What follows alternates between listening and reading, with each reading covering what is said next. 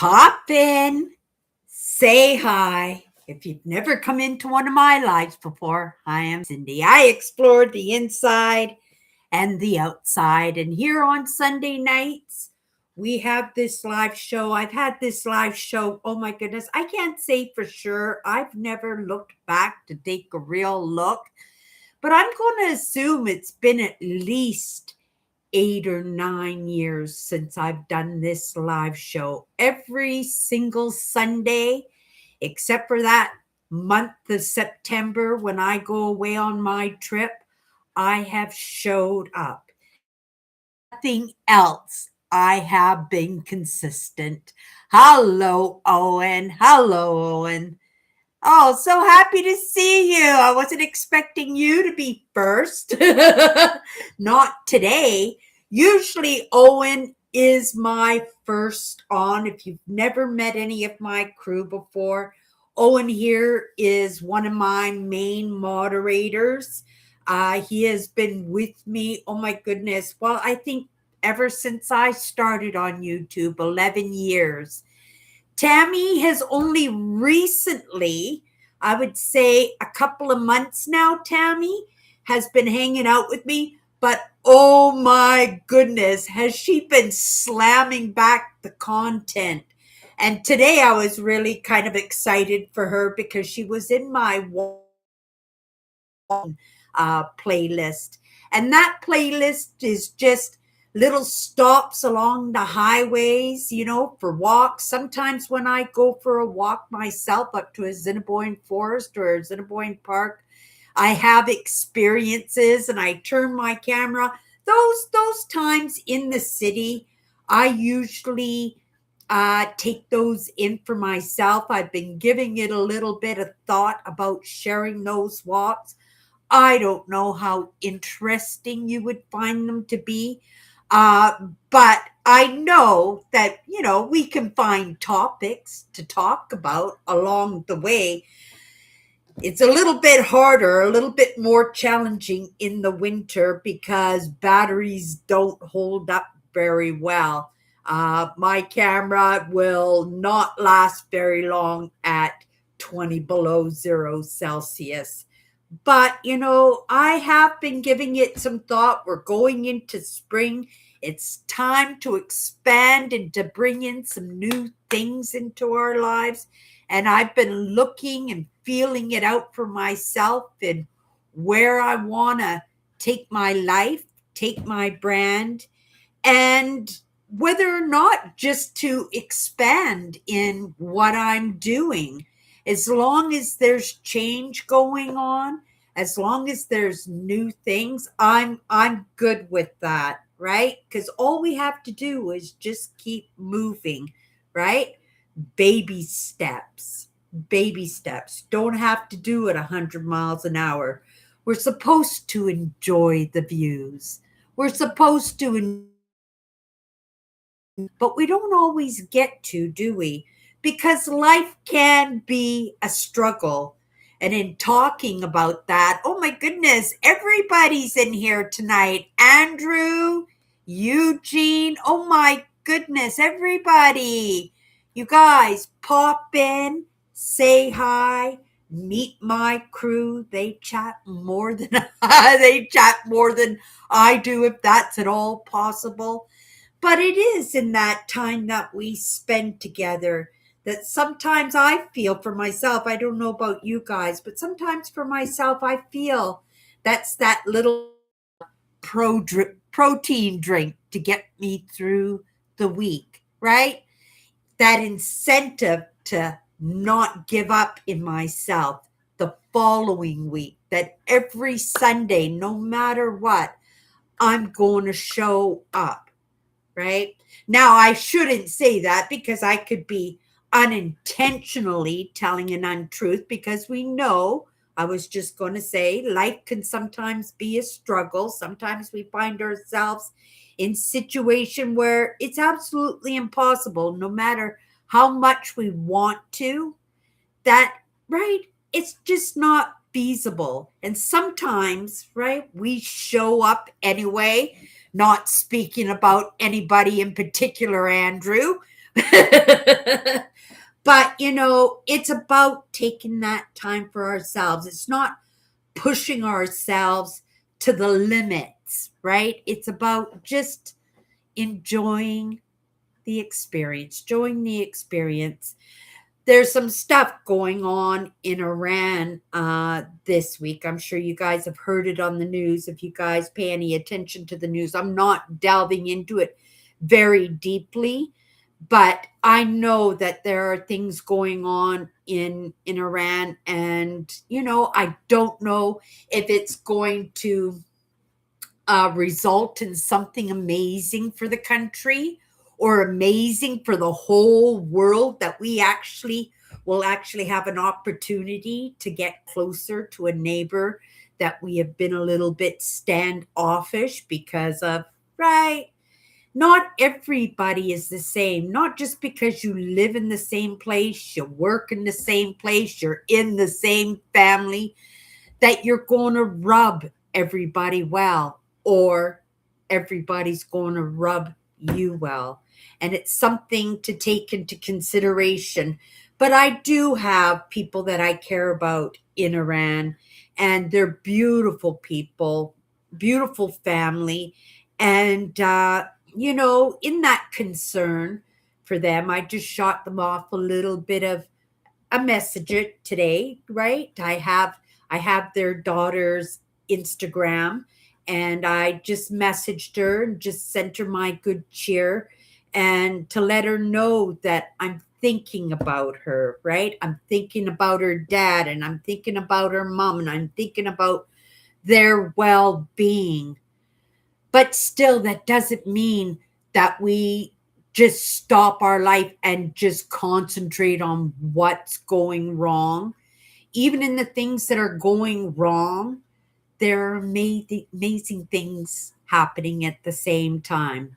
You know, I was even thinking on it and contemplating in the past couple of years, right? Where the the lessons in my life have become much grander. We'll call it grander, okay? And it has been a little bit of a struggle to stay on top of it, not just to stay on top of it because they were problems, they were blowing up my life and stuff like that. But sometimes when we are set in our ways, when we're set in the way we think, that we're kind of steadfast in ideas, that we don't want to look at different perspectives. We had that word this week, didn't we, Tammy?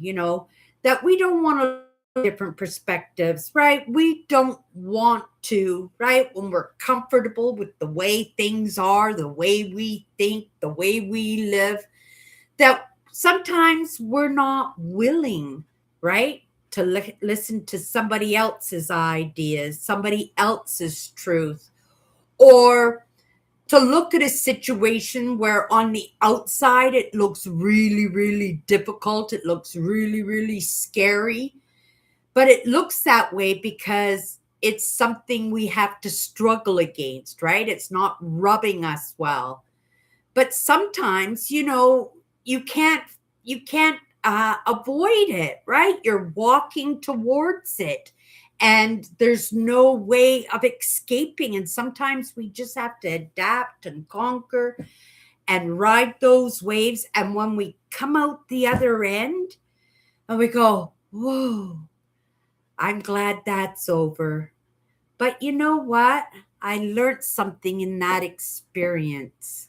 And you know what? I think maybe I feel better because of that experience. And I think a little bit differently. I believe a different way, right? And it's helping me to move in my own life and appreciate the landscapes, right? To appreciate that time with myself, or that time with others, or helps you understand others. So that's a big one, right? I am so grateful that I have the most amazing crew. Every single one of us is a unique. Every single one of us is different from the other. And yet, right? we are crew. We are crew. And you guys have also heard me say a few times, right? We're the misfit toys, right? From Rudolph the Red-Nosed Reindeer, where that island of broken toys, and we're just hanging out together, and we're just lifting each other up, and where I'm weak, you're strong, like each one of you, in Owen's dedication in showing up and taking charge, right? Being the first one. Andrew, when Cindy flubs herself, and I'm not a genius, and I love the things that I love, but but Andrew loves the tidbits of information like I do, but he's so much better at it. And when I have a question, right, I can count that Andrew has the answer, and if he doesn't have the answer, he'll have the answer shortly in that. And sometimes it's in the smiles and the lovely comments, right? Like Tammy, the way she's been delving into my content for oh my goodness, the past couple of months, but she's really going in, like, she's caught up pretty much, I think, to everybody here who has been with me for 10 years, and she did that in a couple of months, and I'm so grateful that we got Tammy on board. Tammy has been keeping me company in my Monday to Fridays along with Eugene, and I love it that Eugene has been coming in Monday to Fridays, because right, that content that I share Monday to Fridays, it's not light like this is, right? At the very least, I'm trying to keep it light, and you guys course correct me and get me grounded again when you see that I'm starting to get too off in my head in the conversation. Then I treat my Sunday like I treat my Monday, right? Because they are supposed to be different. Monday to Friday, right? It's important conversations. I like to think they're important conversation. I try to keep it light, but they are full of perspectives, full of lessons and insights, and not just from me, but some of the people that I've come to appreciate over the past 10 years myself. And sometimes, right? I need to be watched over in that. And I don't ask for that help, but I am so grateful when people do show up. And then when Kathy, when she comes in on the Monday to Friday, she's dedicated on the Sundays. But every once in a while she'll come in on the Monday to Fridays, and she'll hit that one topic that I was kind of, right. The topics that get me nervous are the topics I know that I'm going to bring up in the conversation, right?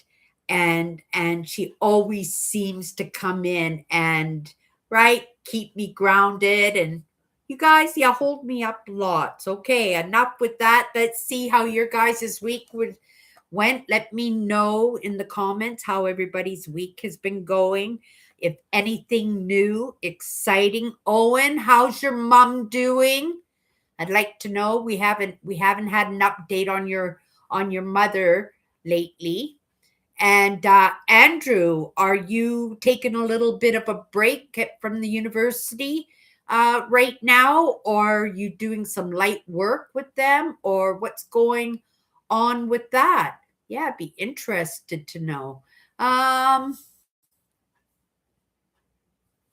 oh, I love it how you guys all say hi to each other like that.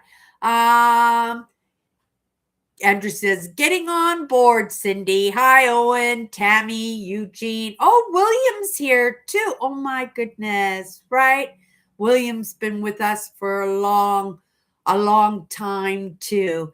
He has a busy social life, that William. And actually, William, how has the ministry been going on? Have you been presenting at all? Yeah, there's a blizzard going on in New Jersey right now. Oh my goodness. It is cold here in Manitoba this week. Today I went out for a little bit of a walk, but I knew it was cold outside, so I bundled up. I thought my winter gear was washed and put away, that I could go into the lighter scarves and maybe not need my big snow pants and stuff, but that's not the case right now. We always get those little bit of a teasers. It has been nice last week. It was fairly nice. This week it's a lot colder. We got a big warning that we were going to have a blizzard, but it was actually going to be like one of those rain snow blizzards. And it did snow a little bit, but that storm just kind of passed us by. It was kind of lame. It was kind of the conversation in the elevators that day because everybody was looking forward to sitting at their desk or sitting on their couch and looking out the window at the storm and stuff. These apartments, that's one thing I do appreciate where I live, is that they do have big picture windows, beautiful picture windows, where I see the lights of all the skyscrapers downtown. And it's just stunning. When the weather's not so nice, I can barely see across the street, but that's a different story. It's not like that. It's not like that today. It's actually quite pretty outside, even though it's kind of cold. But I'm kind of glad too that that storm didn't hit because, like I said, it was supposed to be kind of like that rain, snow stuff.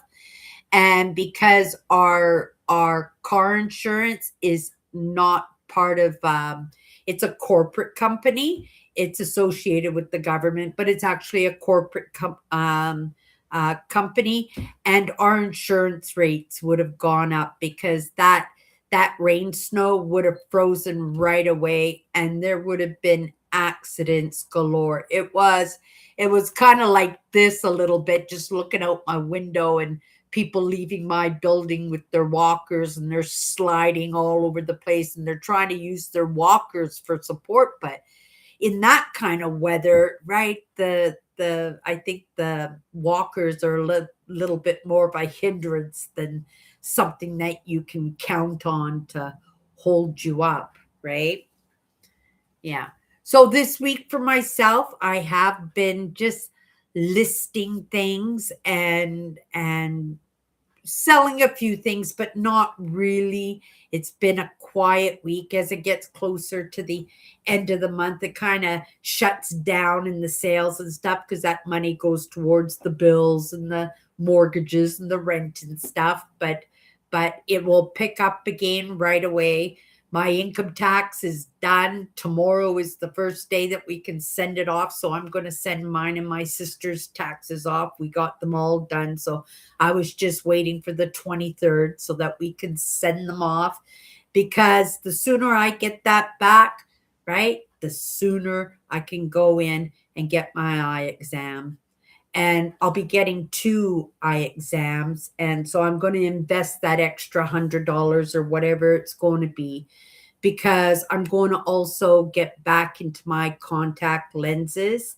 Um, Innovation has changed so much. I think I was around maybe 43, 44 years old, and my optometrist said, Cindy, that's it. The muscles around your eyes have just become too loose now. You can't wear the contact lenses. They didn't seem to bother me in any way. They weren't like rolling up in my eyes, or right. I saw a little not TikTok, Instagram videos and stuff when somebody went to the doctor and they had a whole pile of daily contacts behind their eyeball. The doctor pulled out about a dozen out of each eye. So I guess like they were a little bit of a partier at night or something. And then they come home and they just pass out. And when they wake up in the morning, they forget that they had their contacts in, but they can't see, right? They can't see. So they assume that they took their contacts out and they just put more contacts in. So it was really, I went, oh my goodness, I hope I don't have any contact lens floating around in the back of my eyeballs. But I take very good care of my eyes? I think so. In the moment, I got a little bit of right light reflective, but I think it bothers you guys more than, well, no, it bothers me too, right? It's the Morse code. But that's only going to be, I think, maybe a couple of weeks, and yeah, that'll be all sorted out. But I don't know if you guys have ever seen me with my I don't think you guys ever see me without my glasses.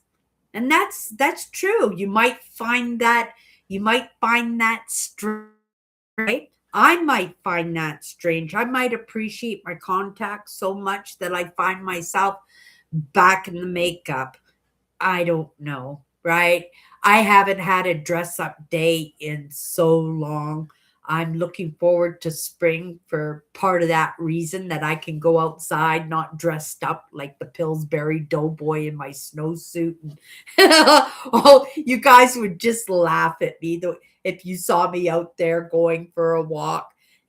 Which makes it another reason why it doesn't make sense for me to take you on my walks when I go. I know there's a message out there, but I think I could present a message a lot a lot better just sitting here at my desk rather than, trying to battle the elements outside. And it wouldn't last very, like I said, cold here is really harsh on batteries, and I don't think it would be long enough to get a message out before the camera died, right?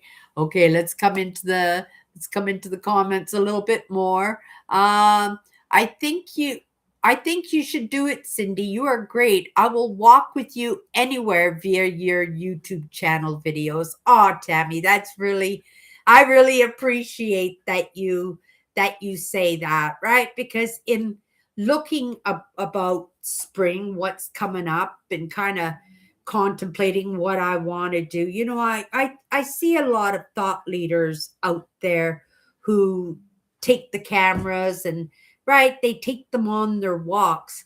And for myself, my walks are everything for me. I take in the air, I take in the breeze and the birds and the ground, the trees, the wildlife, and I take in myself, right? And when I go on those walks, that's what it's meant for. It's meant for me. And I've never really practiced in doing those daily walks and trying to get a message out at the same time. I know the idea is just to get outdoors, but I think my connection to the outdoors is something pretty special. I really do. I feel odd because, today I got close to a tree on the boulevard, and that tree happened to be right in front of the building I live in, and it has like 200 suites. So there's like 100 apartments just on facing the street that I live on, right? And I do my little laying of the hands onto the trees and just connect with the trees whenever I can. And sometimes I'm conscious, like, oh, who's looking out the window at me, right? But I try to put that to the back of my mind because I understand being outside is for myself. And in just saying that, today I have a little route in the neighborhood that I like to take when I go to the grocery store and stuff, because it gets me on the side streets and with the big elm trees, and it's not busy, and I feel like I'm really in the outdoors a little bit with the, maybe not wildlife other than the squirrels, but I do appreciate the trees and looking at people's houses and stuff. And today I was cutting through the building that I usually cut through. There's two buildings, and I usually walk through the corridor to get to this other area. And I said, no, today I think it's such a nice day. I think I'm just going to walk the sidewalks, the main drags, and, right, maybe just smile at people as I walk by, connect with other people, right? And I didn't do much connecting today. I pretty much just stayed by myself, but it was a matter of just getting out of the house for a few minutes, and it did everything for me, right? So I am giving it some contemplation. The other idea I thought was maybe to go upstairs to the roof on the 15th floor, right? And get up there and I can do my live shows, right? Possibly from up there, or at the very least I can just, right, do my little thought leadership, right, on the topic of the day, and do it up outside a little bit, and you never know. There could be fireworks. I could show you guys my beautiful city, the very least, because I can walk 360 on the roof all the way around, so you guys can see the entire city where I live, and I could show it to you. And I guess maybe this is something that I will do, right? You guys might find it interesting, especially if right, I add a topic of discussion in that, but we'll see. I've been in contemplation as to what changes I want to bring into my life. Lots of times, right? I just allow my life to unfold the way it is, understanding, right, that I move a certain way, that in moving a certain way, sometimes that's just the prerequisite for the next thing that's coming into my life, whether it's a trip up, a challenge. But it's in these experiences, and I so appreciate these experiences, right? Sometimes it's not fun to go outside at 40 below zero. For me, not a big deal. But for lots of people, they hole up. As soon as that snow comes in December, usually December, people really shudder down, and they don't come alive until we get that little cheat, right? Those few days where it's just beautiful and the snow really melts and everything, and everybody goes, "It's spring." And when I call it a cheat, it's because it really isn't spring. It's just a few nice days, and then we go right back into it.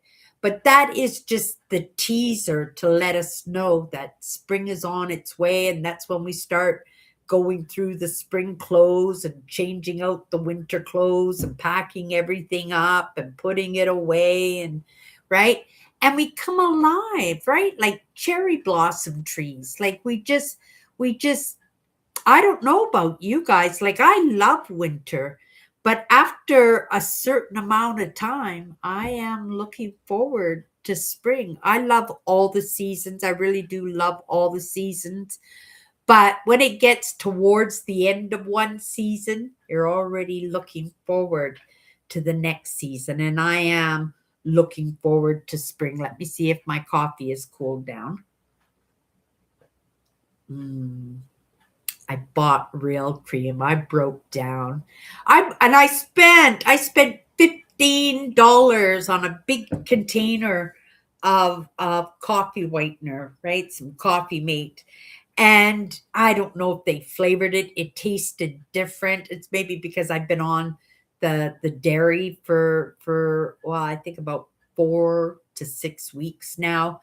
And I thought, well, maybe I'll go back on to the coffee whitener. And I bought it, and I had 2 cups of coffee, and I went out and got some cream. But not milk. I got real cream, and I've been really enjoying my coffee. So I'm trying not to drink too much. I have cut down quite a bit. I've been drinking the juice crystals, and I have been drinking too much tea.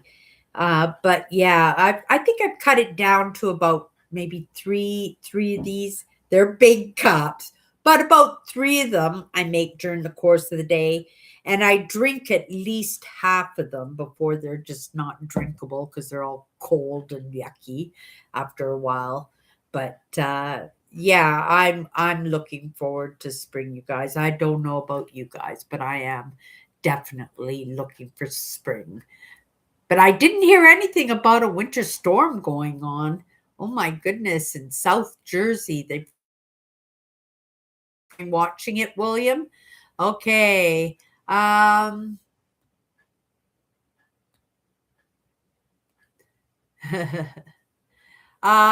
was just asking about the snow. How are you doing? Has much snow fallen yet? Um, oh my goodness. I'm not even halfway down the comments here. I'm going to watch. Oh, congratulations, by the way. Right? Right? You guys get to smudge it in our face. You finally beat the Canadians in the Winter Olympics hockey game. Did anybody watch that hockey game today? Yeah, I just heard about a couple of hours ago. I heard that the Americans won the gold hockey. I thought that was pretty amazing. Oh, and also I think they won the gold also in the women's hockey too, didn't they? Yeah, they really rubbed our face in that. Now, I hope at the very least the Canadians were gracious about it, right? That it's important that we are um, gracious in that, in good sportsmanship. I saw a little bit about the ladies hockey, and they were so disappointed. You could just see the sadness. They take it personally, like your mother yelling at you or something. They just like you could just see their whole body, their whole system just totally out of whack because they lost the hockey game. But I think it's a feeling that the Americans know well, and they haven't had the opportunity to feel that, right? That amazing, right? We're number one kind of feeling of winning the hockey. So I'm actually pretty excited for the Americans. I'm going to assume that they've been doing very, very well in the Olympics this year. I don't know who's leading in the points. I think it's actually tonight was the last of the games, wasn't it? The Olympics are over now, or they're over tomorrow, I guess. Maybe uh the closing ceremonies, maybe tomorrow or tonight, but yeah, I'm gonna have to take a look to see how well the Canadians. I'm sure the Canadians wiped everybody out when it came to, the snowboarding and the skiing and the ice skating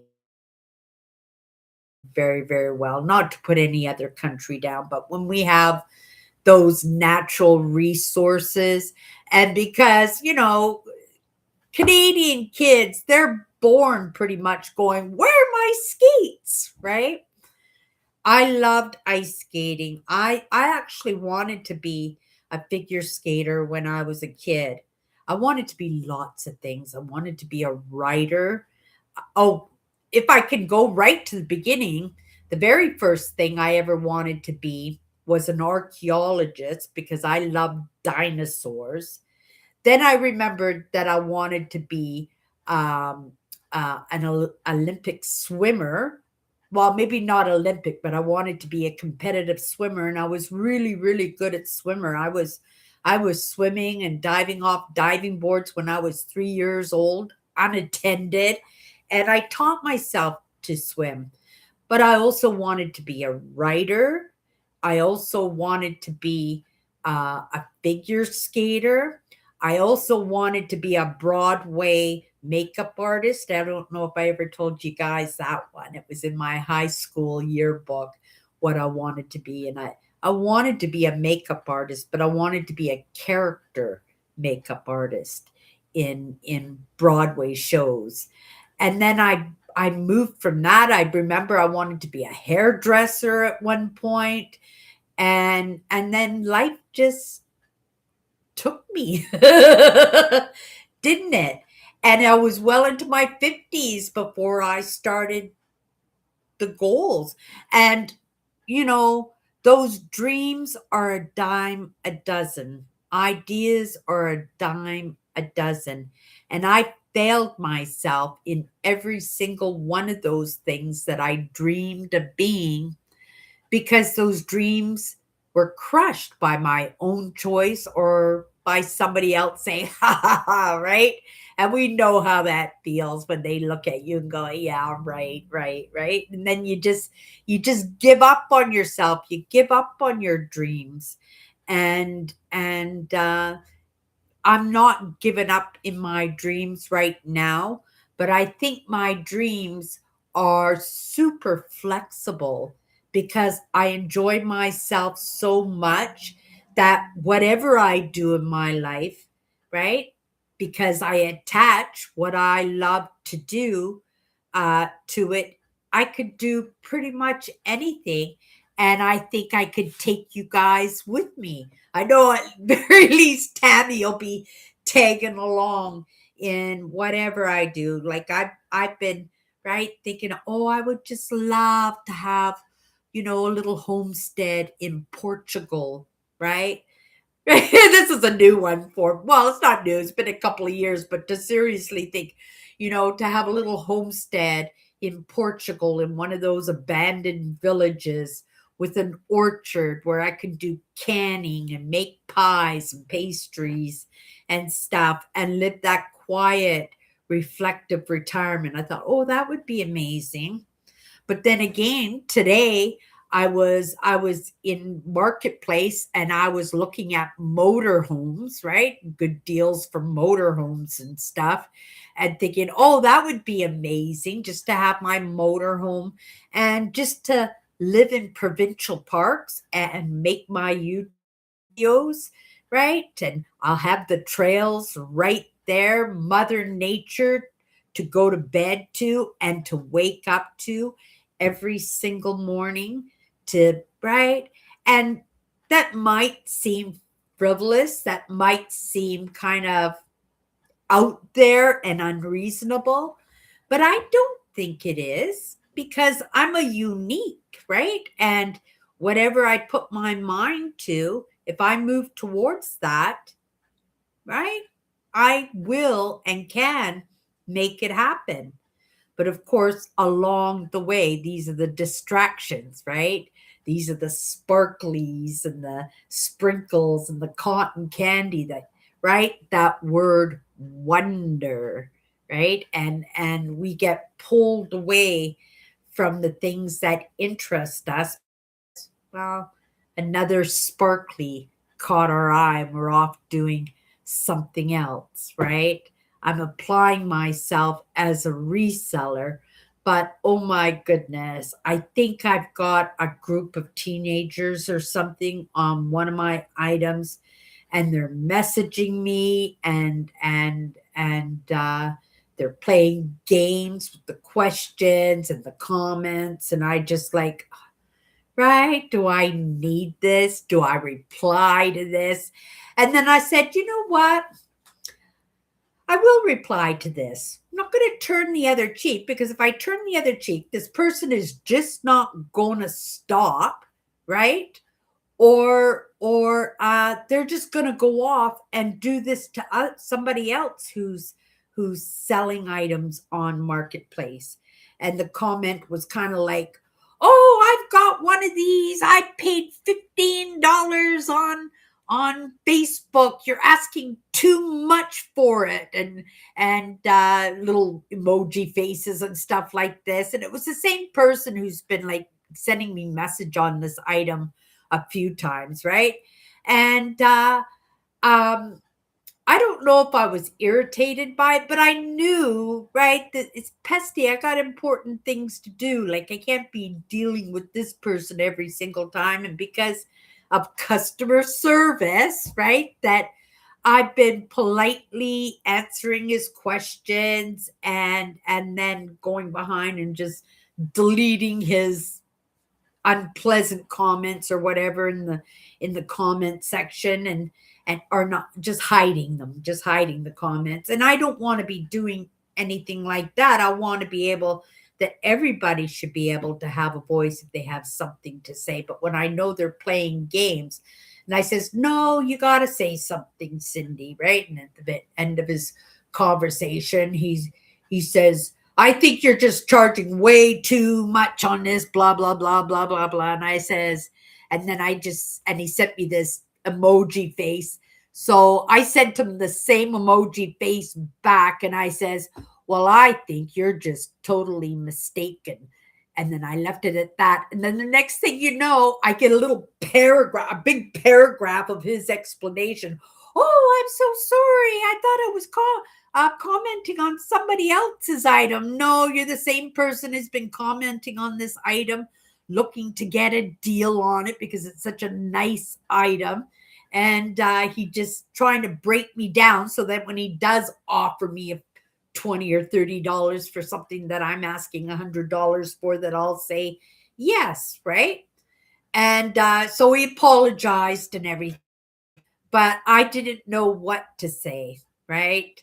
And then 2 minutes later, I read it, and then I went back to doing my dishes or whatever I was doing, and then I came back because I thought, well, what's the point of not turning the other cheek? And he was polite enough to, right, stumble over himself to explain to me what happened, that he came right back in and gave me another spiel. And then so I said, "Oh, Cindy, you be the example, right?" So I went back in and I just a short, sweet sentence. I just said, "No offense taken," and I just left it at that. And I haven't heard from him again. But I'm going to assume maybe it'll stop, right? That I won't have him or his friends come in to that item. It's only that one particular item. That's how come I know it's the same person, right? Or the same couple of people in that. We'll see. We'll see in that. I'm not a true believer in turning the other cheek, because when you turn the other cheek, you're giving that person permission not just to come back and do it again to you, but you're giving that person permission to go off and do that to somebody else.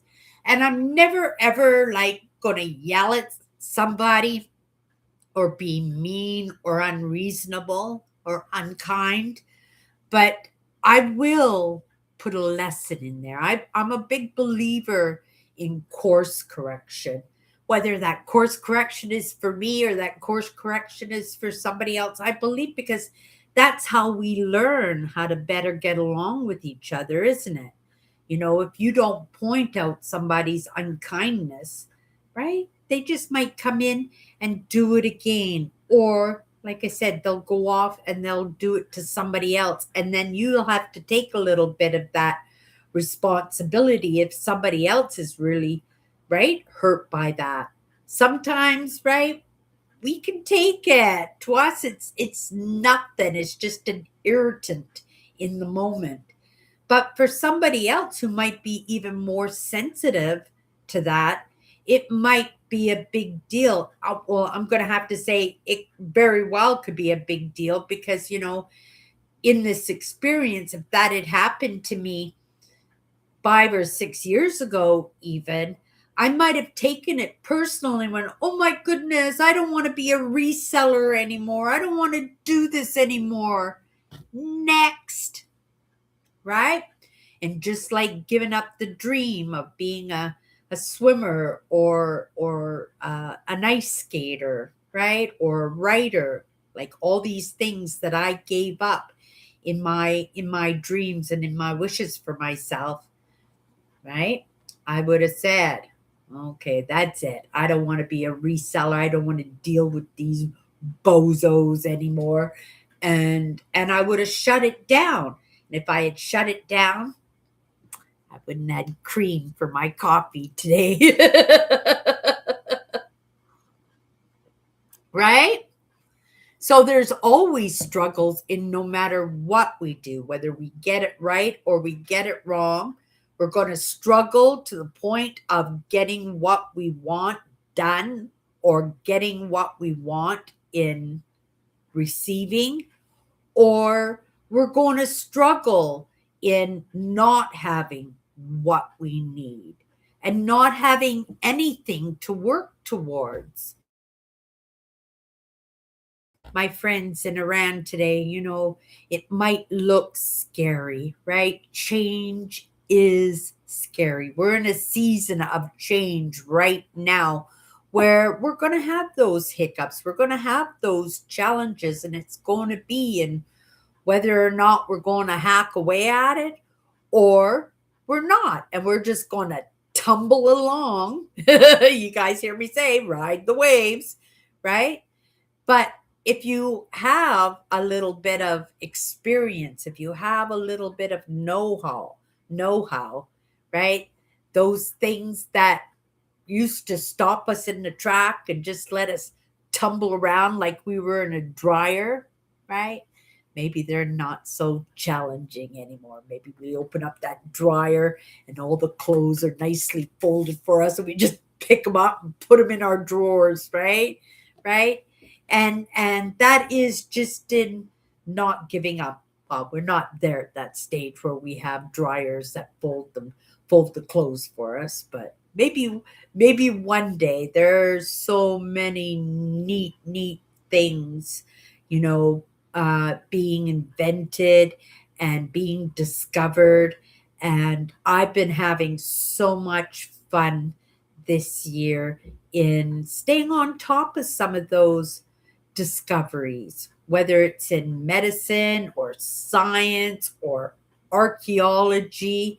And there has been so much things that we took as fact are being disproven or put on the wayside because something better has come along, right?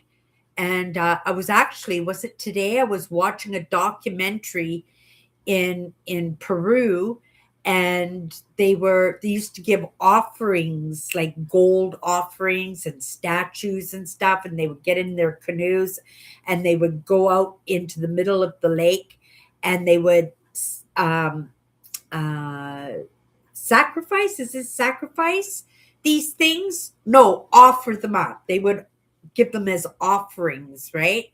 And lots of times they would be burials and stuff. And they actually allowed some archaeologists to go in. It was an hour documentary, but the things they discovered in the bottom of the lake, like statues and pottery and metal molds and stuff, and actually saying that, did you guys know that the North Americans were the first metal workers in the world, right? When copper, they were the first ones, and they have actually found all the artifacts and stuff to prove that as fact, that we were the first metal workers here in North America. They also discovered, because they always thought that Japan was joined with the rest of Asia, and because of the rise in water, that it became an isolated island. But at one point, like the Asians walked over to Japan and populated Japan. But it turns out that's not the case. They were actually navigating the ocean at that time, and they actually traveled there themselves and populated Japan. And they were still Asians, right? They were still from South of Asia, but they were there like 10,000 years. And now they're thinking of Europeans and stuff have actually maybe even come from that part of the world. They're still doing research and stuff, but these things are all going to be discovered. Like, so much being discovered. I was watching also today that Atlas 31. Have you guys heard about the Atlas 31, that meteor? And it's right now it's orbiting around the sun. And I don't know if it's orbiting around the sun, but it's in the sun's vicinity. And the heat from the sun has made all the water and moisture come to the surface of this huge meteorite, right? Huge, huge, huge. And they actually thought that it was a spaceship or planet or stuff. And the sun is known to take these large, large meteorites and turn them into moons and stuff, right? But they say that Atlas 31 is moving so fast that it's on its way out now. It's going to pass the sun, and it's going to be off. It won't be too long before it's right out of our sight, that we won't be able to see it anymore. But when it first showed up, everybody thought that it was interstellar planet, or it was a spaceship, or right. They were trying to figure out what it is, but yeah, it was actually a meteor, and it cracked, right? So all this water is now steaming out of the meteor, and that's how come they actually came to the conclusion that it actually was a meteor, not anything specific, because they were bouncing off radio waves and stuff to see if they could catch, space aliens talking to Earth and stuff, right? And I don't mean to laugh at that, because it's quite possible. I can't imagine that, there's so much space out there that we're the only ones in the entire, at least in our universe. I don't know. It just seems a little bit far fetched for me. But then again, right, the world works mysteriously. And, there could be a specific purpose for us being the only ones. And, right, part of that is to get us to a certain stage of evolution so that we can better understand. And oh my goodness, this digital age, this age of AI learning that has put so much info in there. It is pretty amazing that we're making great strides, but we shouldn't get so far away. Like I said, when I first came in live, it's important for us to enjoy the views, to right enjoy the landscapes and the experience of living our life, right? Because this is something fairly new, right? For us, we used to just like be born, and it would be struggle, struggle, struggle our entire life, and then our life would just end, and right, and we never got to enjoy it. I'm just thinking of the Irish, right? They get born, and by the time they're 6 7 years old, they're in the mines, right? And they're working in the mines until they pass away from the black lung, or right, they pass away because they've overworked themselves, and right, they had an average age of maybe 35 or 40 years, and that was being an old man. I'm planning on sticking around till I'm 114 years old, if at all possible. I'm trying to take care of myself, right? But we all overextend ourselves in certain ways. Sometimes we think we're just going to live forever, right? And sometimes you got to think too, maybe these ailments and these problems that we have is to remind us, right? That we're not infallible, that we're not super beings, that even though we feel good on the norm, right? Anything could happen that could change that story.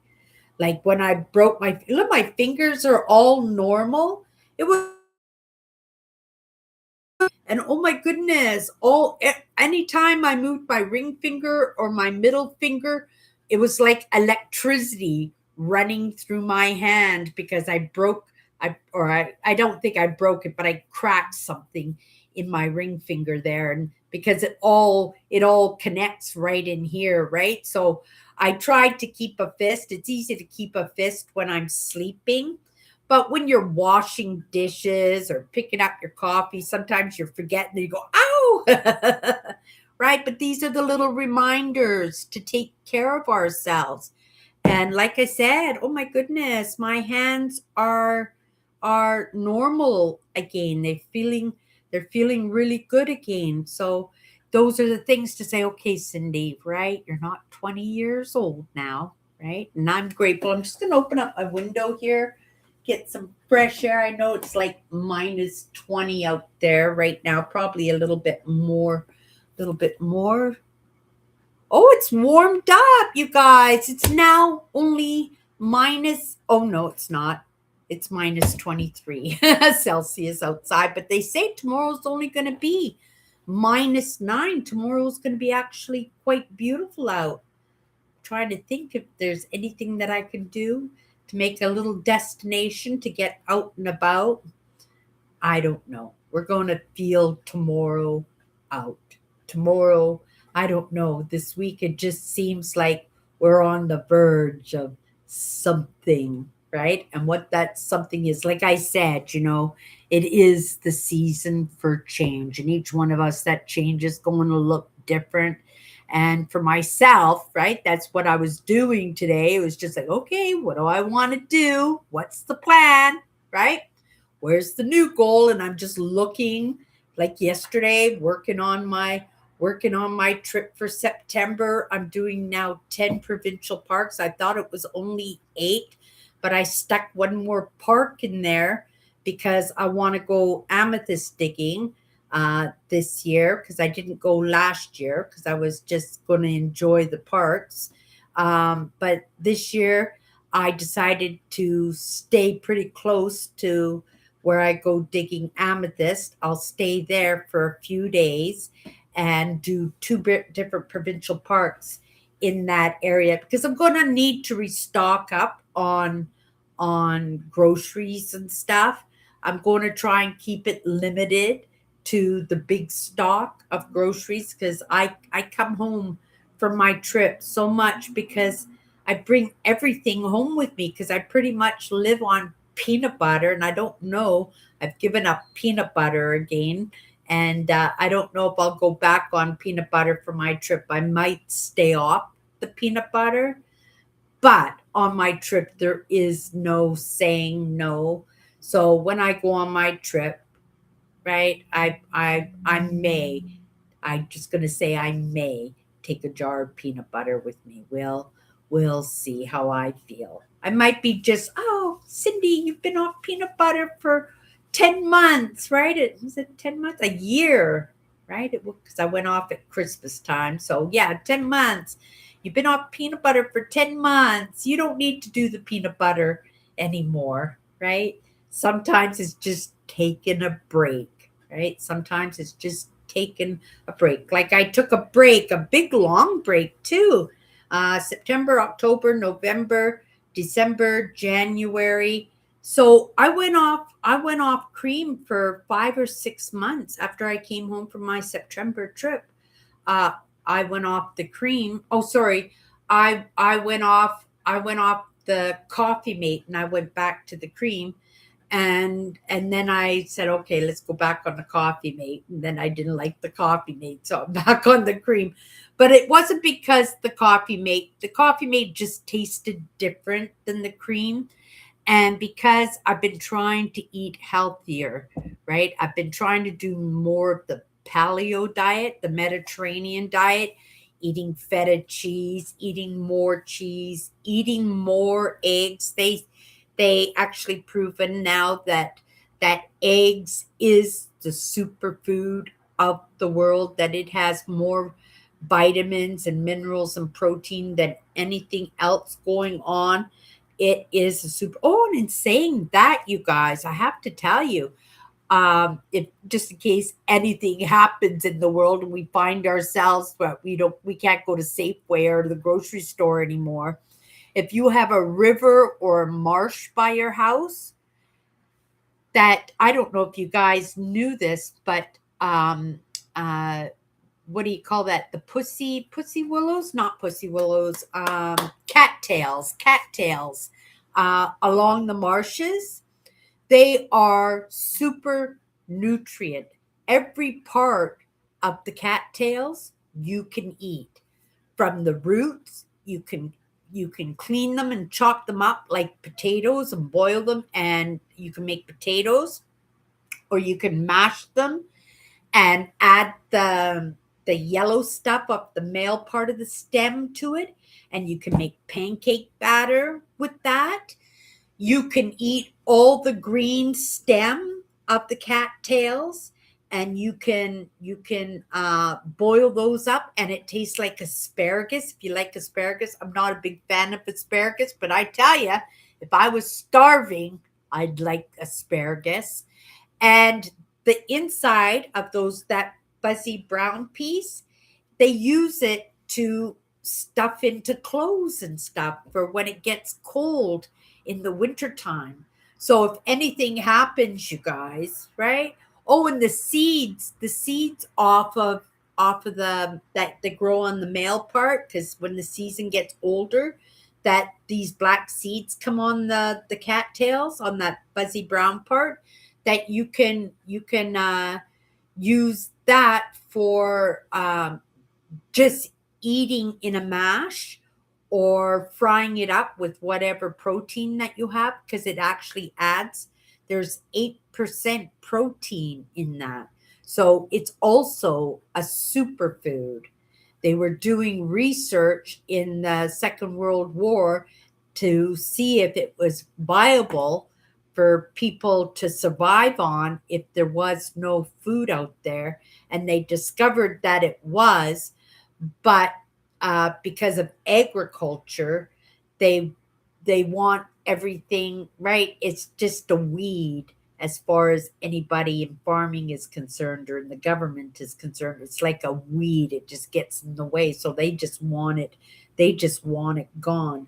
But if something ever comes, you'll go, oh, I remember when Cindy said, right? The cattails. I'm sure what everybody knows what cattails are. They're like big, tall. They're usually along the banks of the river. They usually have a little brown thing that looks like um, what do you call those dogs where you put the hot dogs when you go to the exhibition? I can't even remember. Pogos, right? Pogos, the pogo sticks. They look like pogo sticks at the end of the stem. Yeah, I was talking about those cattails. I think there's another name for them, but I couldn't remember. The only name I could remember was the cattails. Okay, let's come down in the comments here.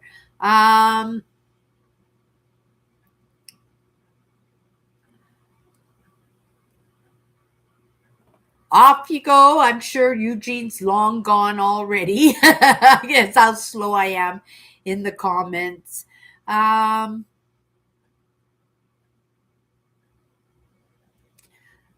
have to watch it. It was playing when I was on my way to church.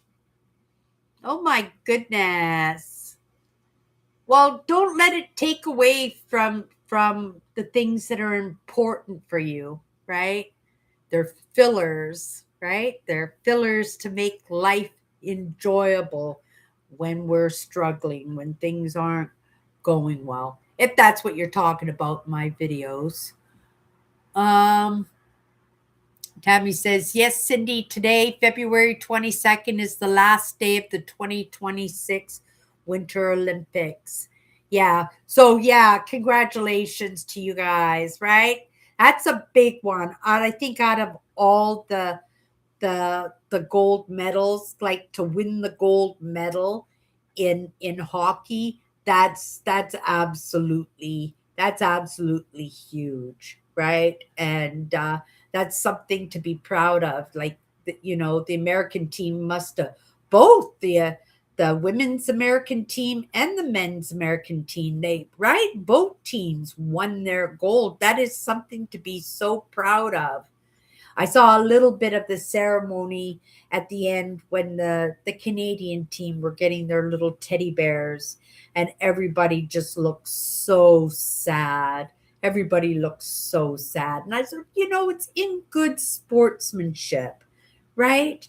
I love the fact that we compete in the Olympics, that all these countries get together, whether friend or foe, and in friendly competition, they win their seats, they win their medals for their countries and stuff, and it is in good sportsmanship. And I would much rather battle in that way than to battle with ships and planes and right and militaries and stuff. That right? That's it's I think it's amazing. Yeah. I didn't watch any of the Olympics this year. Just the little bits of tidbits that came across my path. And that's the way I've been kind of moving in the past couple of weeks, right? I've just been allowing myself to, well, from one moment to the next to see what it reveals to me, right? Practicing my craft. Yeah. Okay.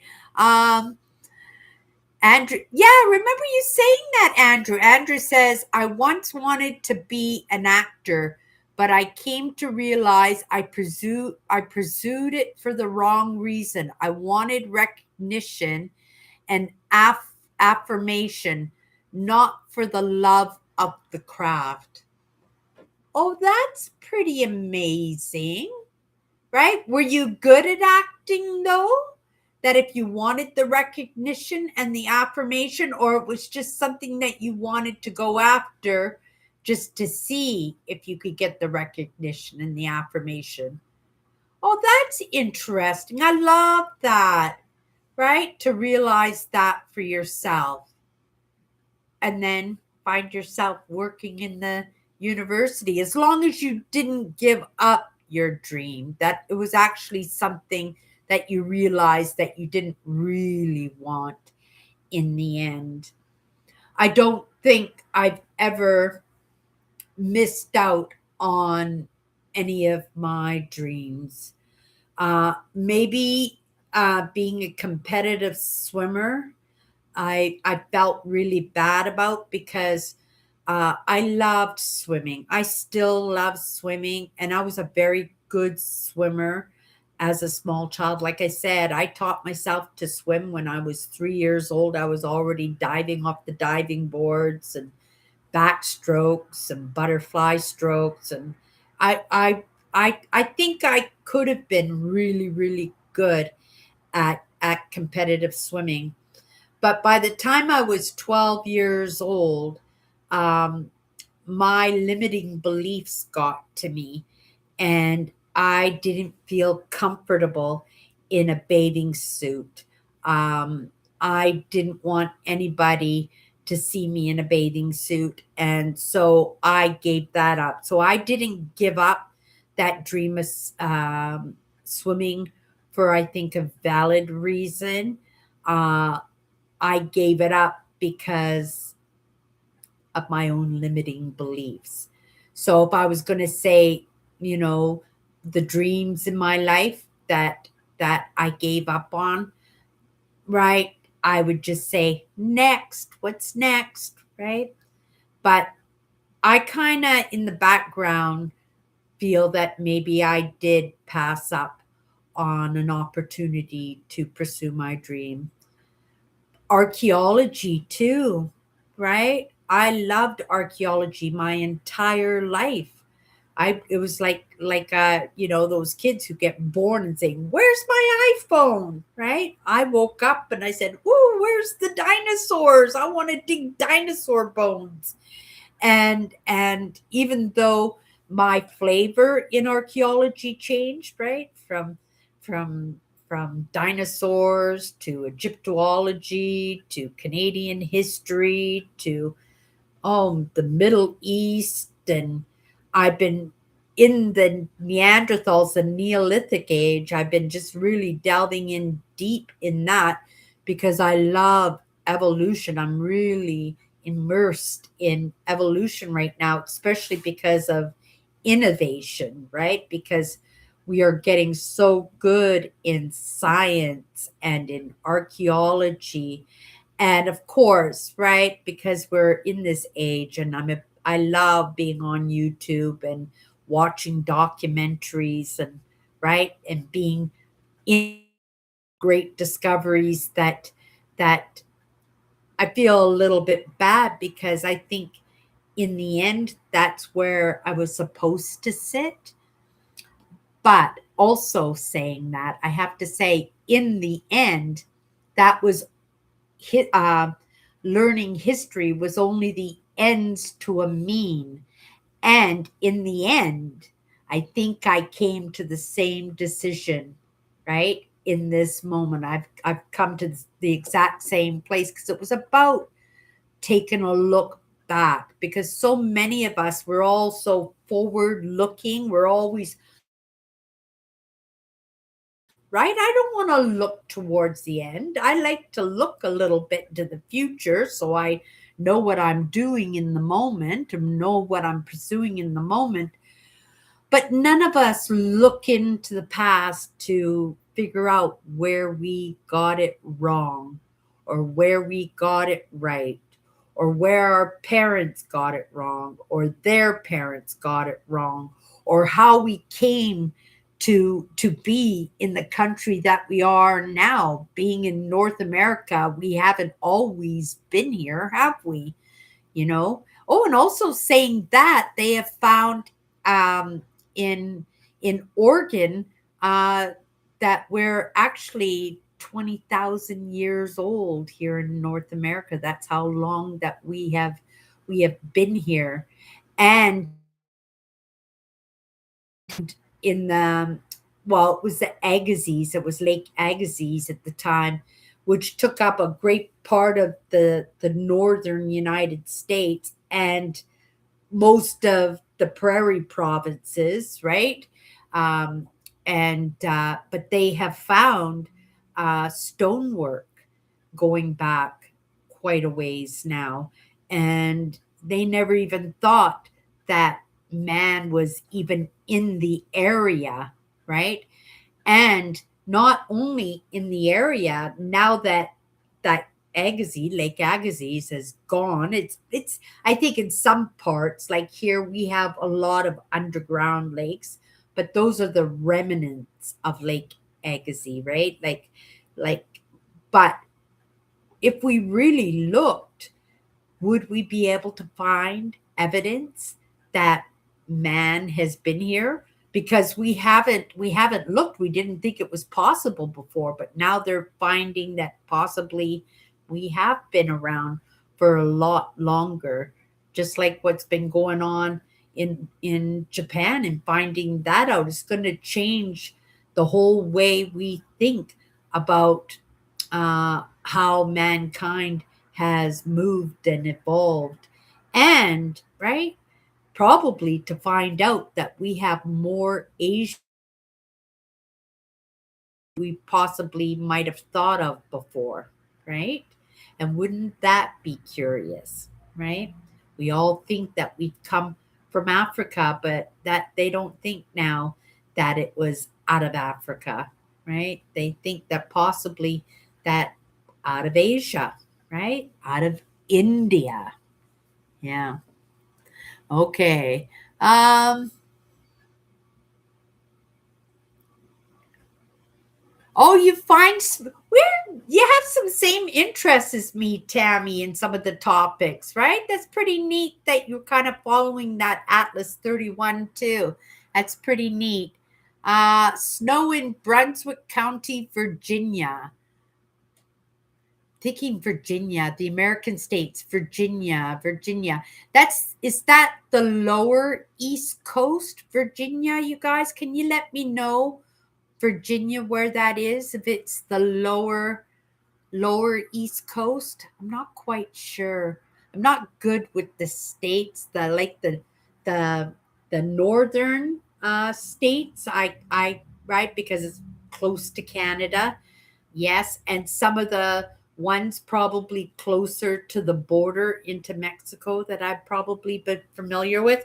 And of course, you got the states of New York and California and Florida, right? And of course, because I love history and because I grew up in Vancouver, Oregon, and Montana. But then again, those are the northern states, right? But once you get into the central part, I kind of get a little bit lost as to where they are. Is Virginia a southern state? Were they part of the I'm trying to think if they were fought for the north side or for the south. I don't know. Possibly the south, but I'm not going to say for sure. But you guys would know better than me. Thanks, Cindy, for the new tidbit discovery on the cattails. I live by a lots of rivers and lakes and marshes. I will have to remember that about the cattails. Yeah, they say 100% of the cattails are usable. And the only thing that isn't really usable is the little brown furry piece. And even at times that's usable because the stuffing is fluffy on the inside, so it's good for making clothing and thread and just staying warm as insulation. And also that part at the end of the season, it grows seeds that's 8% protein. So if you wanted to be the leader, if something happened in the world and we had to survive, like I know for sure I'd be able to make, right? I wouldn't be happy to eat rabbit, right? But I would eat rabbit if I had to, right? I would know how to make a snare and catch rabbits, right? I'm all geared up. I'm right. And it's not like I'm a survivalist or anything, but it's in being prepared. It's in our experiences that make it possible that we might be able to make a little bit of movement for us in a time where it is difficult to make any movement at all. And I thought that, right? It was a short documentary. I think it was just like 25 minutes or a half an hour. But yeah, to be able to dry stuff up and make flour, it's not super stable, but when you're hungry and starving, food isn't going to stick around anyway. So if you collect all the cattails, by the time you got it dried and grounded, that you'll be ready to have food, maybe for the very least to get you through the winter so you don't starve to death, right? And cattails are pretty common everywhere. But it was a tidbit I think that most people didn't know. They considered them weeds, right? Which reminds me also, I watched a documentary and it was a recipe by George Washington. And George Washington, there was some kind of, was it Indian Wars? It was the Revolutionary War, and people were really, really struggling, like they were starving, super hungry. And he had a recipe that entailed gruel and a little tablespoon of smoked pork. And he had this little recipe how to stretch food out to get you by the hard times, right? And so I watched that documentary too because these are things that are useful in times we don't think of these things, right? We never think that there's going to come a time where we're going to have to, right, dig for clams and eat mussels. And we have to keep in mind that, that we can't just go out and go crawdadding and stuff like that because in the crawdads they have veins like shrimp does, and those things can be very, very poisonous. I know for myself, I love shrimp. I love jumbo shrimp, but I get sick every time. Like every time I eat shrimp. But it doesn't stop me from eating them because I love them so much. I know I'm getting sick because they're not cleaning the veins out of the shrimp, right? It's that little black piece that runs across the middle of the shrimp. Like that's supposed to be like pulled out or cut out, right? You're not supposed to be digesting that. But a lot of people, they don't know these things. And so if that time comes when we have to get back to doing it ourselves, right? And finding ways to keep our kids' stomachs full, that we'll find ways to do that, right? We don't want to be like the Donner Party, right? In the middle of the winter, and then they ended up having to survive by eating each other, not alive or anything, but when they passed away, they would make sure that their kids would survive by making soup and right, making sure that the meat was dried so there was beef jerky and stuff enough to survive, right? They had to leave. Talk about the Donner Party. Holy cow! They when they traipsed through the snow, they were trying to get over the mountains, right? The Nevada mountains before winter, and some people were just too slow, like the handicapped and the elderly, and they left people behind with some rangers and stuff so that they could move really, really, really fast and try to get over the mountains or they were all going to die. They didn't. They made it to the foot of the mountains, barely the foot of the mountains, and then winter hit and they weren't prepared. The only thing they could do was set up house and make shelters for themselves the best that they could. And then, like 2 months into winter, somebody knocked on the door and it was one of the people, one of the rangers that got left behind with the handicapped and the elderly that were left behind to kind of go it on their own. And he knocked on the door and he was so excited to see these buildings and see smoke coming out of the stacks and everything, like he just thought he was saved. And he knocked on the door and he said, bread, bread, give me some bread, all I want is bread. And he didn't even realize that even the people, all they had was their shelters. They didn't have any bread, they didn't even have anything to eat, and yet they survived, right? Quite a few of them survived. And that was a miracle. And that was big news. That was big news in that day. And I think that almost the mid 1800s or the late 1800s when that happened, that wagon train. That was an interesting story. I actually have a book, this one right here. I bought it actually twice, this book. It's called Strange Stories and Amazing Facts. This one's all taped up and everything. I didn't care. Mine was a red book, so it was the same book but a different edition, and it's just full of amazing stories, right? Feats of building and engineering, and we're going into like Egypt and stuff. And then it had the story of the Donner Party in here. The sailor who dared to die was that shipwreck. Remember, who was that? Nelson, Lord Nelson, wasn't that his name? And they actually were able to, when their ship, where's the ship? Right there, it got caught in the ice, and the ice just crushed it and made it absolutely useless. And they all had to come onto land, and they made a shelter, and they ended up passing away too. I can't remember. Oh, they all died from scurvy, right? That's what it is.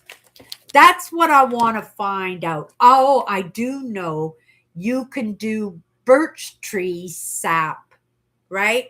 Not to get scurvy if it gets really, really bad, right? Here in Canada, we also do we do stabbing the maple trees, and we get maple syrup. Now that's a good one, right? That at the very least the kids could have little treats, and when you boil that sap and then you pour it on the snow, and then the kids can have like toffee, right? And that would be a special treat for the kids. Yeah. But struggles happen all the time, right? It's just a matter of being prepared to the best of our ability so that we don't get yanked in our life, that we don't get those 360s. At the very least, we have a fighting shot at making it through these difficult times, right? When you make it through the struggles, you learn things in that process, experience. And it wasn't a fun experience. It might have been a very heartbreaking experience. It could have been like so devastating emotionally and mentally that we don't think that possibly we could ever come out of it. But we do come out of it, right? And sometimes it's just talking, time, crying, but sometimes it's in that recognition of, oh my goodness, we did it, right? Right. And then be better prepared for the next time that it starts, right? Or it happens again, or something else happens. And that experience we had made it so that we're stronger to survive the next time. That's the one thing about this digital age, this age of AI learning. I think it makes us a little bit not as resilient. And I'm not even sure if I can even say that because I just learned that the kids playing video games right now, they're learning resilience from the video games because they failed and they have to start over, right? But they're also learning patience from their video games. So there are benefits to that. And I always thought like the video games were just a absolute waste of time, that they're damaging the kids mentality. They are, because the parents don't understand it. Not everybody understands it. Sometimes the video games are offering up lessons in patience and lessons in resilience, but the kids aren't paying for the video games. The kids are not paying for the consoles and stuff. It's the moms who are dishing out the iPhones, and iPhones are very expensive. The Pixel cost me almost $2,000, right? Like, phones are not cheap, but the phones have the same technology as what got us to the moon, right? And each kid has that same technology in their hands, and it's in our choices of how we want to use it, right? But I do think the digital age has weakened us. I am a little bit worried for Andrew's favorite pastime of calligraphy, that is something of the past. Even writing novels and writing books, right? I have a story I want to tell. I want to write a I want to write a story, and I think, they're always saying, well, you give the baseline of the story to the programs or the apps, and these programs and apps write the novel for you, or write the poetry for you, or write the song for you. And it makes it so we don't have to do it anymore. But that's innovation, isn't it? Right? We're not doing outhouses anymore. We have flushing toilets, right? We have we have running taps. We have light bulbs. We're not having to do the candles anymore, right? But would we know how to make candles, right? If it had to need be, if all of a sudden our electricity got shut off, that grid got shut off, because it could happen.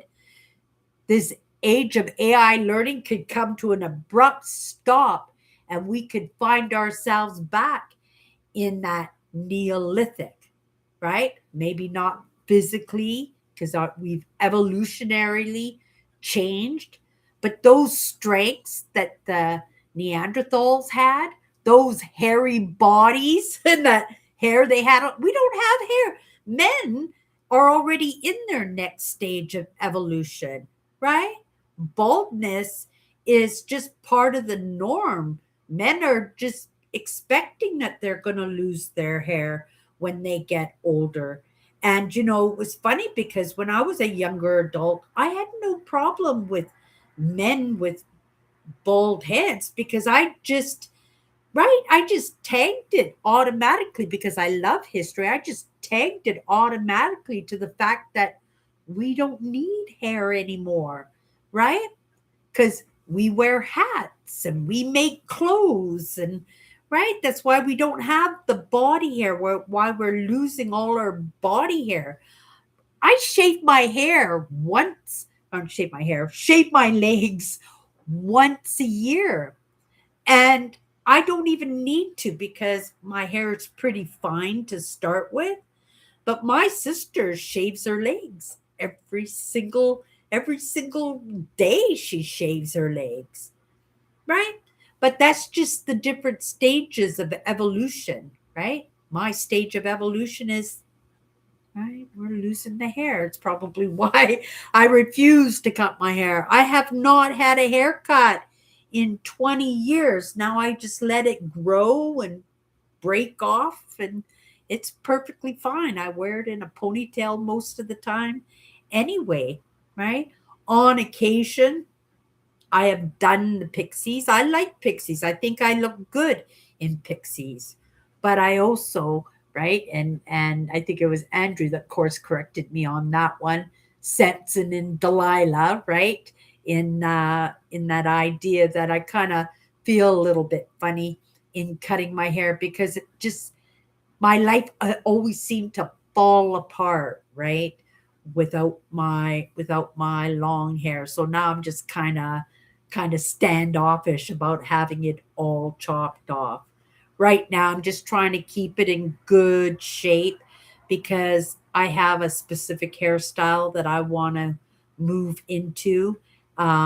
Just like last year when I said that I'm not going to color my hair anymore, right? I'm going to act my age and I'm going to let the hair grow out, the gray hair come in. And then I let my hair grow out, but it didn't grow in gray, it grew in dark. And I went, oh my goodness, I had pure white hair up until I was maybe 13 or 14 years old. And then my hair kind of took on a dirty blonde look, right?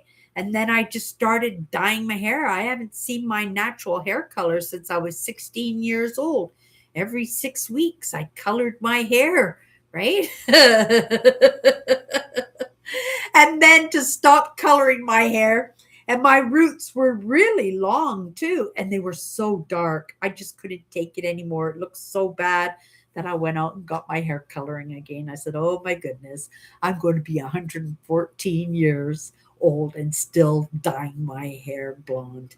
But I just haven't had blonde hair. I've dyed my hair dark, dark, dark, dark black. I've my hair dark brown. I've dyed my hair blue. I've dyed my hair. Have I done my hair all pink? I don't think I've ever done it all pink. I think, my bangs, I have had pink now for probably 10 or 15. Oh, yeah, 10 or 15 years I've been doing my hair pink. But even in a kid in high school, I think in the late 70s and early 80s I was dyeing my hair, but they didn't have colorful colors in hair colors at that time, and you had to use food coloring. Yeah, I think it was the early 80s because it was like Blondie and Cindy Lauper and Madonna, and they were all doing those colors with their hair, and so I decided I was going to do it too. But I use food coloring in mine, and I go to physical education. I do my PE class, and I put on a sweat, and didn't take much to get me sweating and exercise. And that hair color, that food color would be like going down my face, and people would just laugh at me with the different colors that are running down my face. And even though it was food coloring, it still stained pretty. It still face a wash, and I always made sure that I took my makeup to school with me, right? I worked pretty young. I was able to take care of those personal items for myself. I was wearing makeup, I think, by the time I was 10 or 11 years old. I was so self conscious about the way I looked. I have no idea why I felt well, I know why I felt so self conscious in the way I looked, but it is what it is. And, to make myself feel better, I would plaster on the makeup. My mother used to just laugh at me when I would go to school because I thought I was just like a punk rocker or something. And I would put safety pins in my ear, and I'd put a chain in one end, and then I'd run the chain around my cheek to the other ear, and I'd wear these great big diaper safety pins in my ears until I had the kids at school trying to yank the chain and stuff. And I said, well, that's not going to work. And then I went to the food coloring, right? And it was just for me. I always found that in coloring my hair, now I do it because I love it. It's a part of me, and I love it. It's part of my uniqueness to myself. But when I first started coloring my hair, the different colors and doing my bangs that way, it was just the heads up to other people to say, hey, Cindy's got a little bit of personality, because if you poke me or you say something mean, right, you're going to think twice about doing that, because you can tell Cindy's got a little bit of personality. And at that time, I didn't have the mindset that I have now.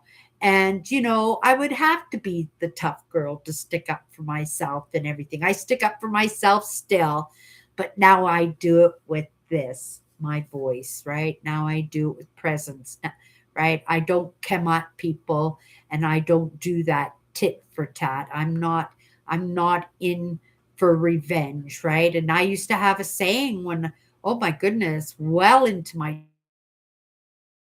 somebody give it to me, I give it back to them 10 times worse. It might not be the same thing, but they would get it 10 times worse than they ever gave it to me. And I stuck to that too. And I was that person. I'm not that person anymore, but I was that person. And it didn't take me much time to move away from that way of thinking, because, I actually did get to learn. You get more with honey than you do with vinegar, but in that attitude of not turning the other cheek, right? I didn't want anybody to feel that they were getting away with anything when they were coming at me. Now I just do it a little bit different, right? Now they get a lesson, right? I'll let them know how I feel. I'll make them feel the way they made me feel. But, right, I'm not going in for the jugular. I'm not going in for the kill. I'm not going in to give them 10 times worse than what they ever gave me. But again, you can't let anybody off the hook, because otherwise, if you do that, they're just going to come right back at you again, or they're going to go off and do that same thing to somebody else, right? So people still have to be held accountable. Otherwise, they're just going to be running off and doing what they want to do without any concern for anybody else, right? And everybody matters. Like, everybody matters, right? It takes all kinds to make the world. Just sometimes people forget that, right? But we're moving closer to it, aren't we? We're moving closer to it. Oh my goodness, it's 10 after 9 already. Let me come into a few of these comments before we go. You guys, I'm so sorry. I try to keep a half eye on the clock, but I kind of missed the mark on that one. I like the swan neck sink faucet design. What are you talking about? Oh, I bought it for my kitchen. Hello, Earl. Hello, Earl.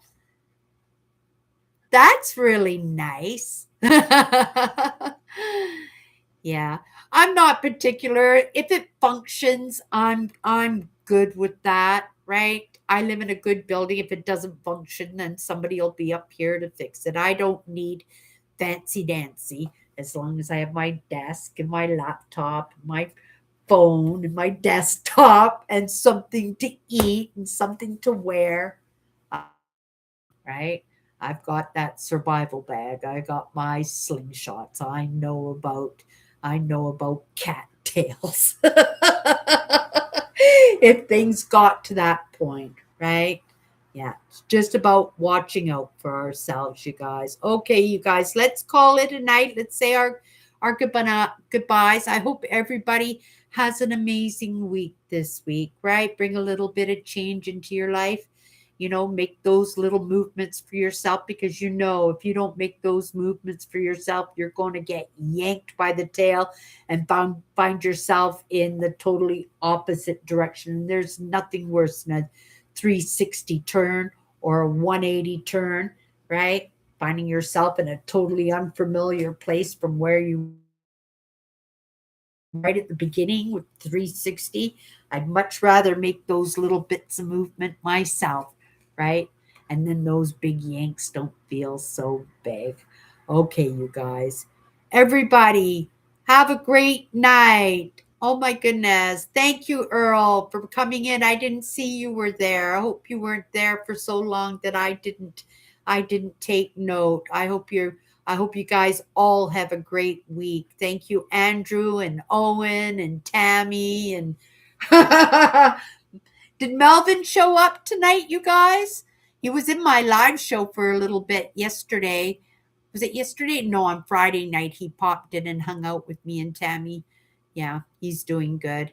Okay, you guys, we'll see you next Sunday if I don't see you during the course of the week. If you guys want to come and hang out with me, hang out with Tammy and Eugene, uh, we'll be there next week, right? And you're more than welcome to come and keep us company. You guys have a great week.